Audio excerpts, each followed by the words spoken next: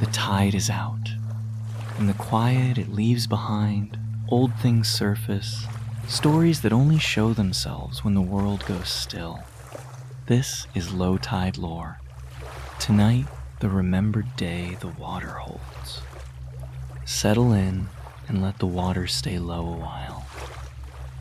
She says the river never once let her sleep past 4, not in 70 years.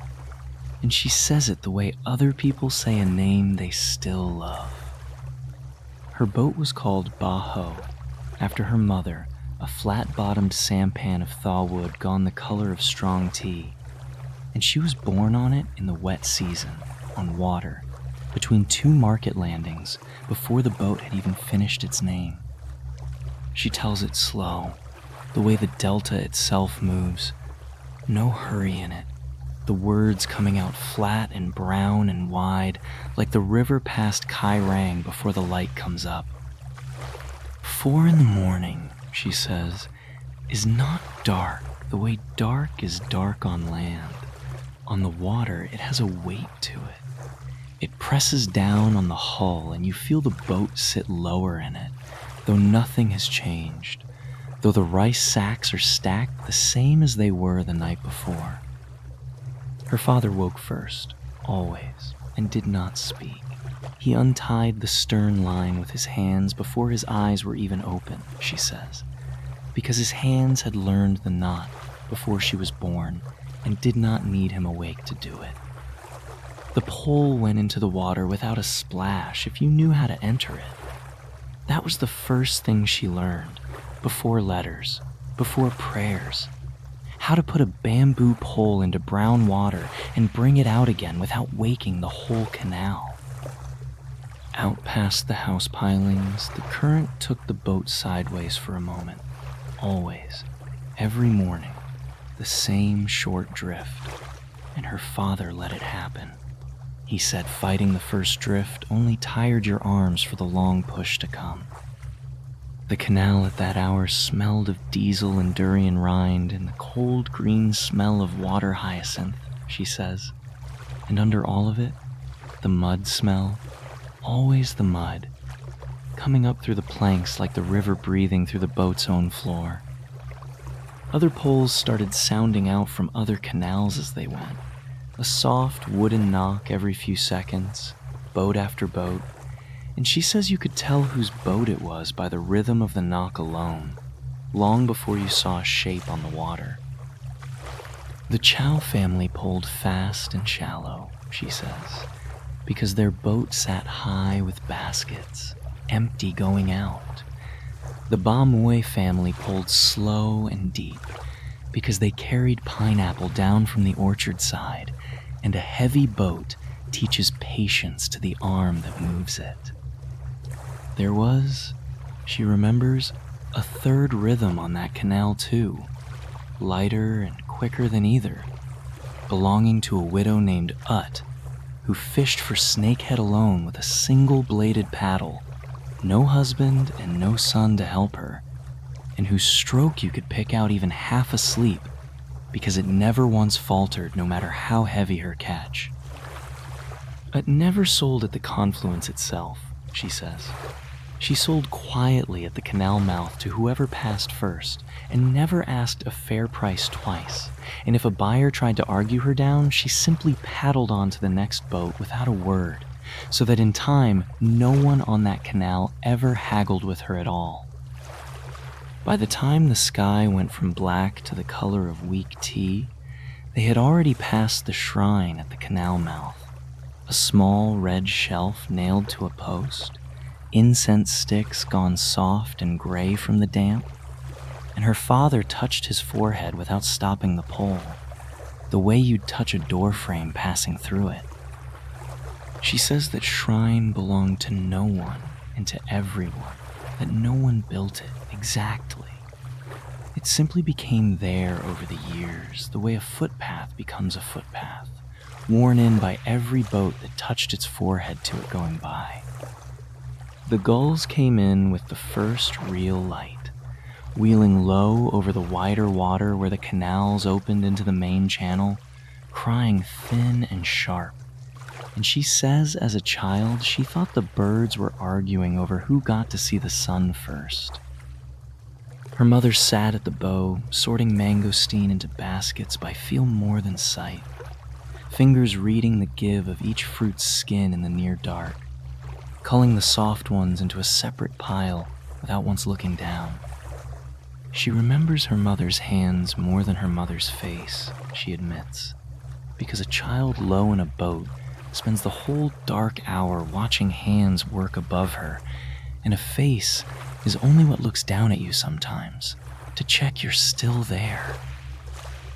The main channel, when they reached it, was already a country of its own. Dozens of boats, and then hundreds, engines coughing to life one by one. Small outboards, long tail motors, the whole surface of the water beginning to hum instead of lie still. This was Cai Rang before the sun cleared the far bank, she says. A market with no streets and no stalls, only boats holding position against the current by engine and pole and old habit, each one hung with a long bamboo pole lashed upright at the bow. From each pole hung a sample of the boat's whole cargo speared through, she says. A pineapple on a stick, a bundle of green onion, a single cabbage, a string of red chili, so a buyer coming through the crowd on the water could read a boat's business without a word spoken, without a sign, without needing to know the seller's face at all. They call it the tree that sells, she says, that hanging pole, they hang K, and she says even now, if she closes her eyes, she can walk the whole market in her memory just by the shapes strung up against the gray morning sky. Pineapple, squash, sweet potato, dragon fruit, going by like a slow parade held up on sticks. Her mother's boat sold jackfruit and star apple that season, and she remembers the smell of cut jackfruit filling the whole hull by mid-morning, sweet and heavy, sticking to hands, sticking to rope, sticking, she laughs, to memory itself, so that even now, the smell of it puts her back in that exact boat, that exact water. Coffee came through the crowd on a smaller boat, always. A woman standing at the stern, working a kettle over a little charcoal brazier set on a bed of sand so the flame wouldn't touch the wood, calling out ska-fee, ka-fee in a voice pitched to carry flat across water and not lose itself in the engine noise. You did not go to the coffee boat, she says. The coffee boat came to you, threading between hulls with an ease that looked like nothing until you tried it yourself and understood it was the hardest kind of boat handling on the whole river. The coffee woman knew every family's order without being told. She says, thick with condensed milk for the old men who worked the tail motors, black and bitter for the young men who'd been up all night on the river run from the district town, and she poured each cup already knowing which hand would reach for it.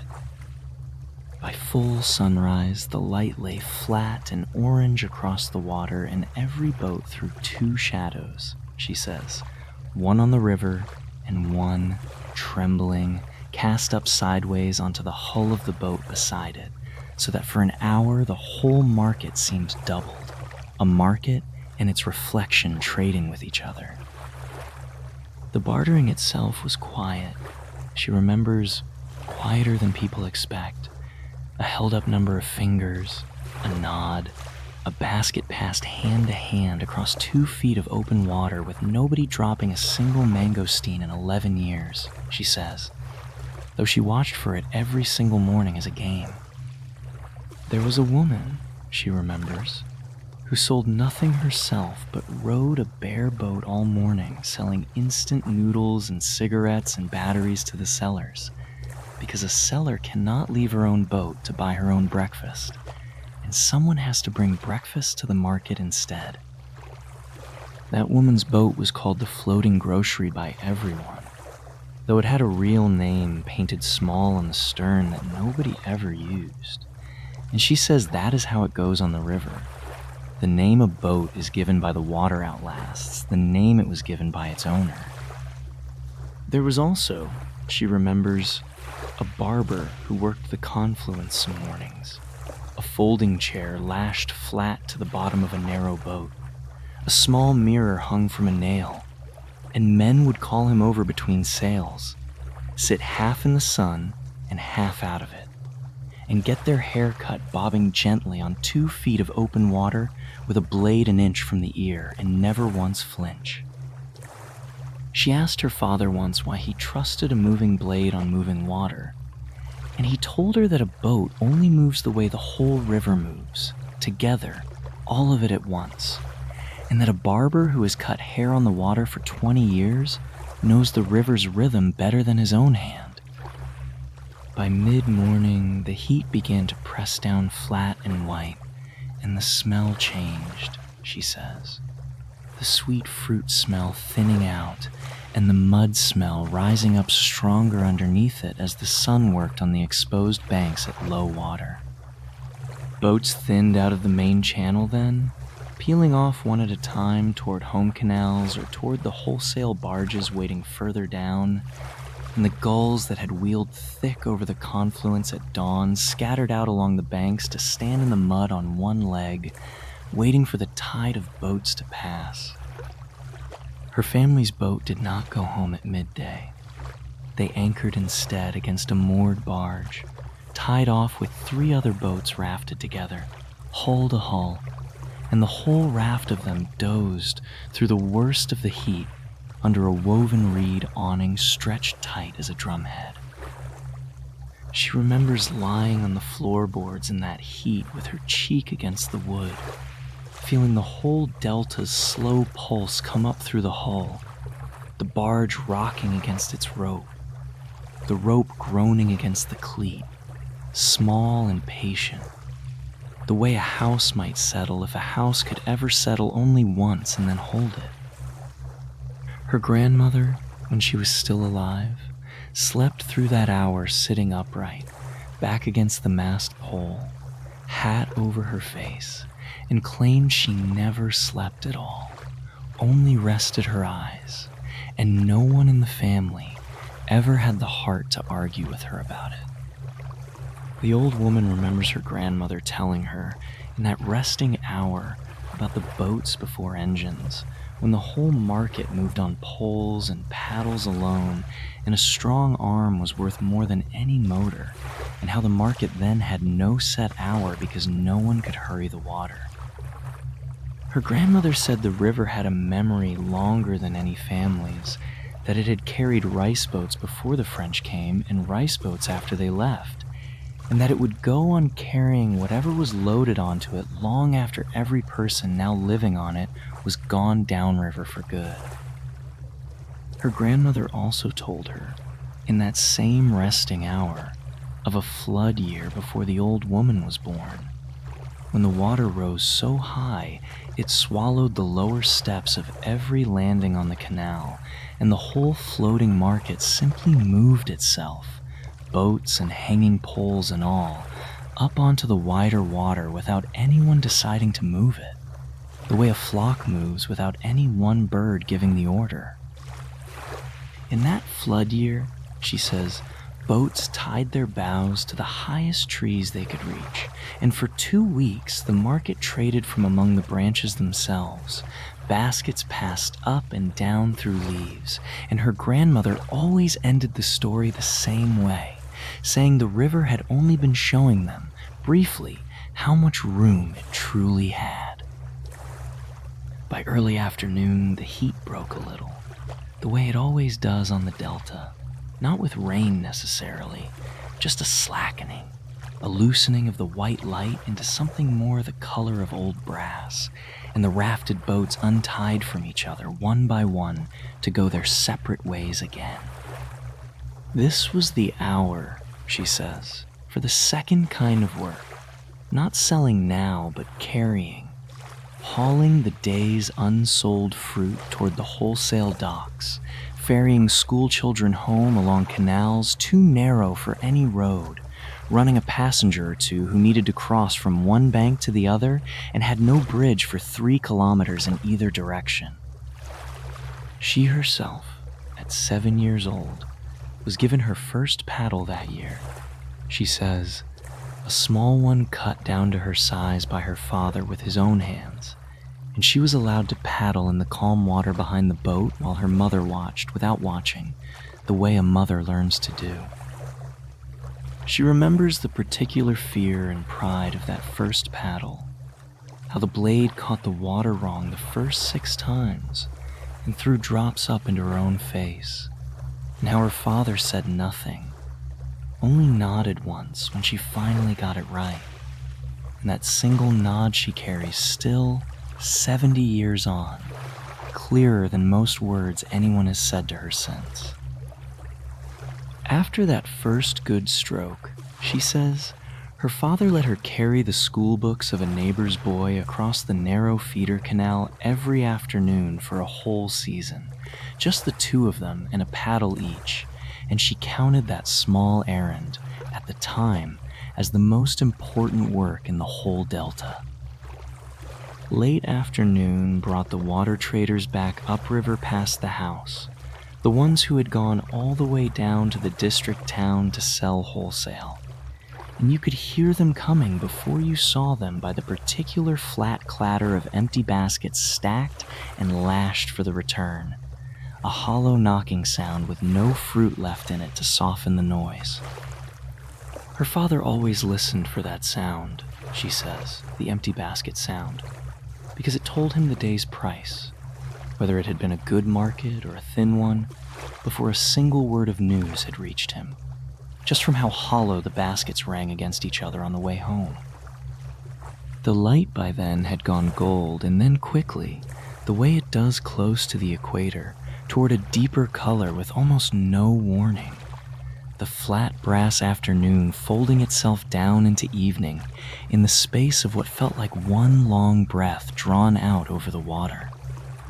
She remembers the swallows then, not gulls now, but small, dark swallows, cutting low over the canal mouths at that hour, taking insects off the surface, and her mother saying that when the swallows flew low like that, skimming the water instead of high in the air, rain was coming within the day.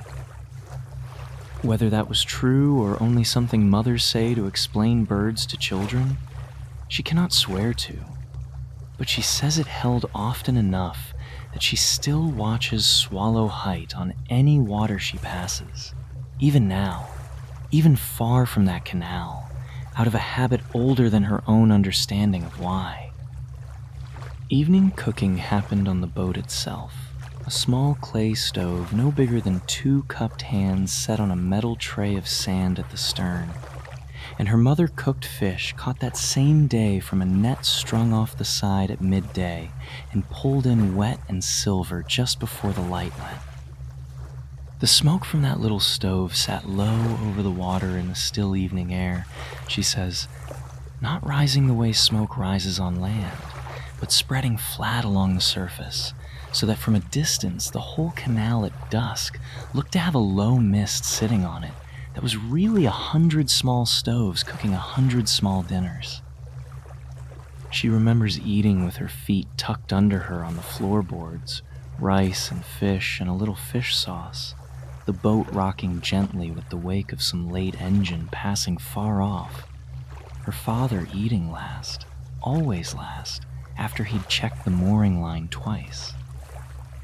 She remembers, too, on the better evenings, her mother saving back a single piece of fruit from the day's unsold basket, always the least perfect one, a bruised mango or a split guava, and cutting it in careful slices for the family to share after the rice, so that even the fruit no buyer wanted still found its way, in the end, to a mouth that loved it. Full dark came on the water differently than it comes on land, she says.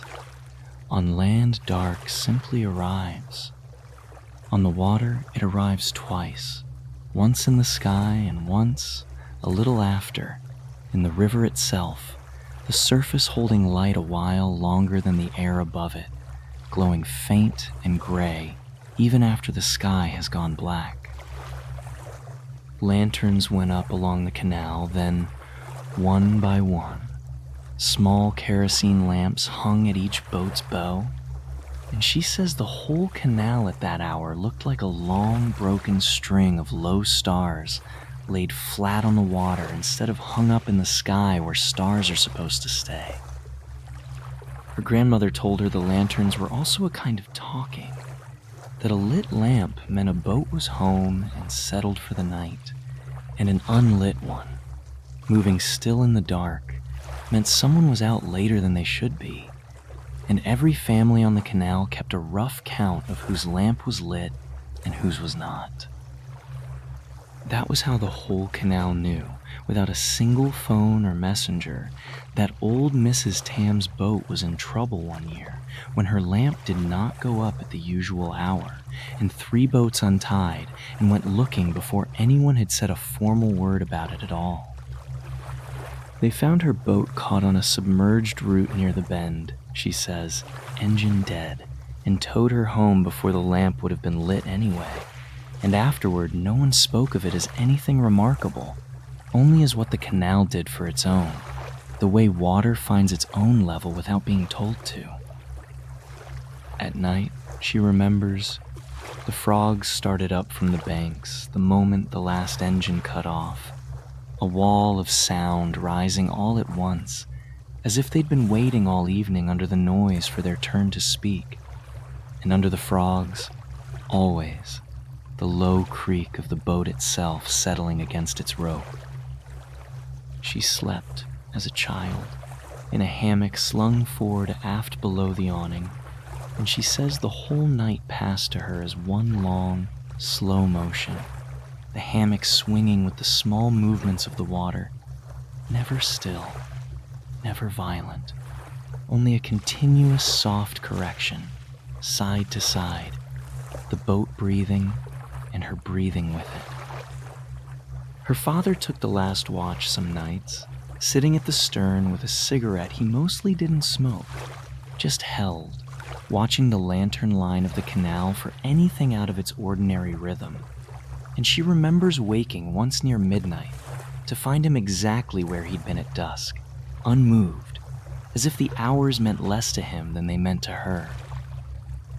She asked him once, she says, why he sat up so late watching nothing happen, and he told her the river was not nothing, that the river was always doing something, only slowly enough that a person had to sit very still and very long to see it, and that this, more than any other lesson, was the one he most wanted her to keep. She kept it, she says now, 70 years later, in a small brick house on the bank her son built her when her knees gave out and she could no longer step down into a boat without help. The market itself has moved mostly onto the land now, she says without much bitterness in her voice, just a flatness, the way you'd report a change in the weather, docks built out over the water, motorbikes where paddles used to be, the hanging poles fewer every year, the tourist boats outnumbering the trading boats most mornings by the time the sun clears the bank. She says she does not blame anyone for it. The young people go where the money goes, and the money mostly left the water for the road, and a river cannot argue with a road. It can only keep flowing under whatever gets built across it. Her own children live on land now, in a house with a poured concrete floor that does not move under anyone's feet. And she says she is glad of it for their sake, glad of the school close by and the clinic close by, and only sometimes, quietly, sorry for herself, that the floor of her own life had to be the one that stopped moving to give them theirs. But some mornings, she says, she still wakes at 4 without meaning to, her body keeping the old hour long after the boat that taught it the hour is gone, sold years ago to a family 2 districts down who use it now mostly for hauling sand. On those mornings, she walks down to the bank in the dark, she says, and stands there listening. And there is always at least one boat still moving somewhere out on the black water, an engine putter or a pole knock carried flat across the surface, the way sound only carries on water and nowhere else.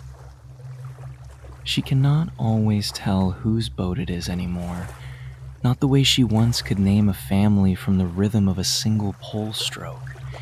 And she says that not knowing is its own kind of grief, small and specific. The grief of a language going quiet in her own ears while she is still alive to miss it.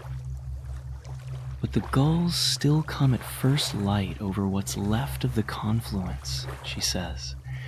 The same thin cry unraveling out over the water, indifferent to how many boats are there to hear it.